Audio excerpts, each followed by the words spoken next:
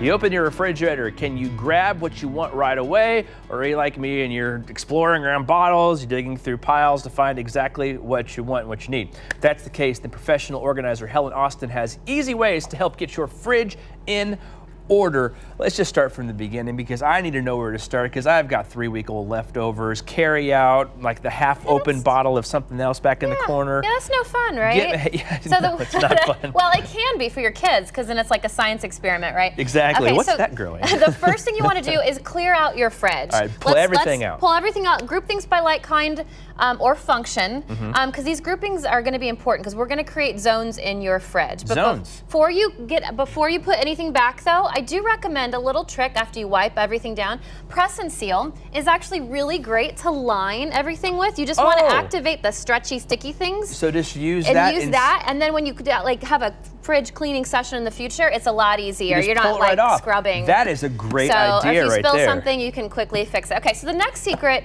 you're going to create those zones, but these zones are going to be really helpful to use containers. Most people don't think to use containers in their fridge and freezer, but this is a game changer. Okay. So what it does, it gives boundary, it gives everything a home. So this isn't necessarily like the drawer in our fridge. This is just a spare container. These are extras. We're adding extras, and a couple of categories that I think can be really helpful. One I really like is eat first, so you don't have the science experiment growing.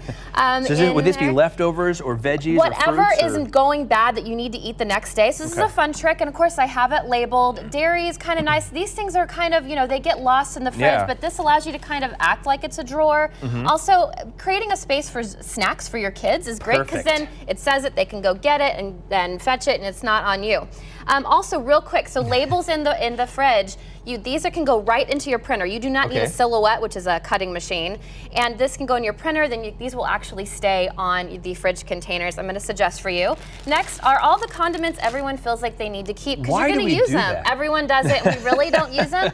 Give yourself a boundary. So this is a drawer organizer. Okay. So this can set maybe in the deli drawer if you want, but this is a great way to say, okay, we have enough. We can see, we can get what we have. Yeah. And that can make a big difference. The next Lazy Susan? Who would have thought, right, to put a Lazy Susan in your fridge? But if you have those double door ones, this can be really helpful in helping you access things that are tall and thin. Okay. Lastly, the storage containers that I recommend for fridge are going to be the glass ones with these locking lids. They look so much neater. They stack on each other better. So if you get Tupperware containers that are all the same size, this will look and function a lot better in your fridge. And square is always better because we can maximize all the space. All the space. All right. Last. Your freezer, a great trick. This is actually, it can be a magazine holder. It also can be a file. Yeah. But I like to put these, especially in those bottom freezers and those newer fridges, to hold all of these bagged kind of goods. Oh, yeah. And you can bag from like, rice and grains to vegetables